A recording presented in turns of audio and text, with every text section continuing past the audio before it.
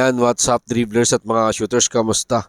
Kamusta po kayo? Huwag nga po nating asahan na maglalaro etong sina Justin Brownlee at AJ Edu dito sa Qatar. Ayon po mismo yan kay Gilas Pilipinas head coach, Coach Tim Cone. Bakit nga ba? Pag-uusapan natin yan. Tinalo naman ng Magnolia Chicken Templados ang NLEX Road Warriors para sa huling quarter-final ticket. At eto po ang sinabi dyan patungkol po dyan ni Coach Chito Victolero. Pag-uusapan, tatalakayin po natin yan matapos po ako maglambing sa inyo ng isang like, share, comment down below, and don't forget to subscribe and hit that notification bell button para lagi po tayong updated sa ating pong mga video at lahat po ng ating shoutout nasa dulong bahagi lang po ng videong ito.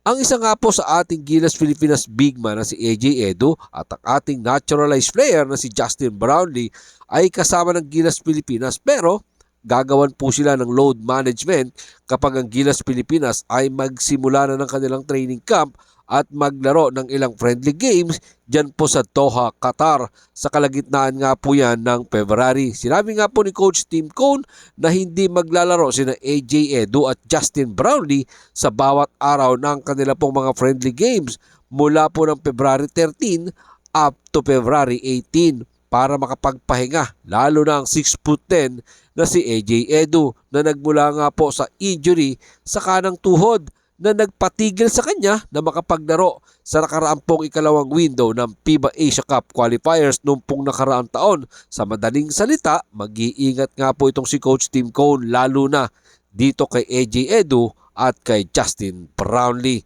Narito po ang sinabi ni Coach Tim Cone patungkol kay AJ Edu sa ulat ni Jerry Ramos sa spin.ph. Habang nilalaro namin ang bagay na ito, gagawa kami ng pamamahala ng load management. Sa madaling salita, mag-iingat tayo about overexpanding, guys. Ang iniisip namin ngayon ay baka 2 laro lang sa 3 laro si AJ sa Doha. Things like that. Yan nga po ang sinabi ni Coach Tim Cone na iingatan po talaga nila etong si AJ Edu kasi nga wala itong ating 7'3" center na si Kai Soto. Tanging si Junmar Pajardo ang makakapalitan neto pong si AJ Edu. At ganun din naman ang pagtitiyak ni Gilas Pilipinas head coach Coach Tim Cone patungkol naman po kay Justin Noype Brownlee, ang ating pong naturalized player. Narito po ang sinabi ni Coach Tim Cone patungkol kay Justin Brownlee sa ulat pa din po yan ni Cherry Ramos sa spin.ph. Maglalaro si Justin sa limitadong minuto sa isa sa mga laro. We'll try to load management, guys, para medyo fresh sila for Taiwan and New Zealand. Yan nga po ang sinabi ni Coach Tim Cone patungkol kay Justin Brownlee. Kasi alam naman natin na itong si Justin Brownlee maglalaro pa sa PBA Commissioner's Cup para sa Barangay Ginebra San Miguel sa quarterfinals laban nga po sa kanilang katunggaling Meralco Bulls bago po mangyari ang kanilang training camp ng Gilas Pilipinas. Kaya dapat medyo relax muna ang 36 years old na ating pong naturalized player at sobrang excited nga daw po si Coach Tim Cone na makasama etong si AJ Edu sa nasabi pong FIBA qualifiers. Sana wala po talagang mangyaring injury dito po sa ating dalawang inaasahang player katulad ni AJ Edu at siyempre ang ating pong naturalized player na si Justin Brownlee. Ito, pag-usapan naman po natin ang naging bakbakan ng NLEX Road Warriors at ng Magnolia Chicken Templados. Nag-iba nga po ang laro ng mga bataan ni Coach Chito Victolero sa pagpasok ng ikatlong yugto para lumayo sa NLEX Road Warriors at tuluyang talunin nga po ang NLEX Road Warriors 112-81.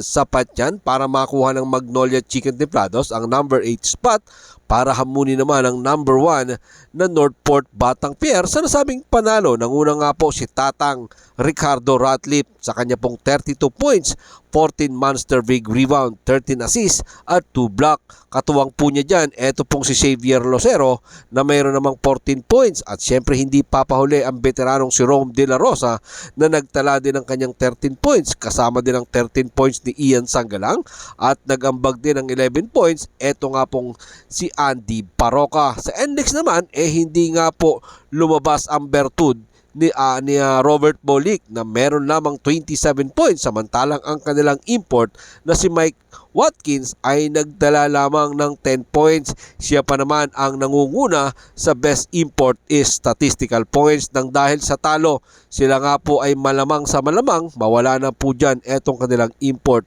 sa statistical po ng best import of the conference. At dahil dyan, sa panalo nga po niyan, ano nga po ba ang masasabi ni Coach Chito Victorero? Narito po si Coach Chito Victorero sa ulat ni Denison Ray Dalupang ng Inquirer. Credit sa mga players at kay Ricardo. Sinabi ko lang sa kanila sa halftime na magsimulang mag-dominate sa depensa. Tentative kami sa first half pero sinabihan ko sila na manatili sa lakas namin which was our defense. Muli nga pong masusubukan ang lakas ng Magnolia na sinasabi ni Coach Chito Victorero this coming Thursday laban sa number 1 na Northport Batang Pier.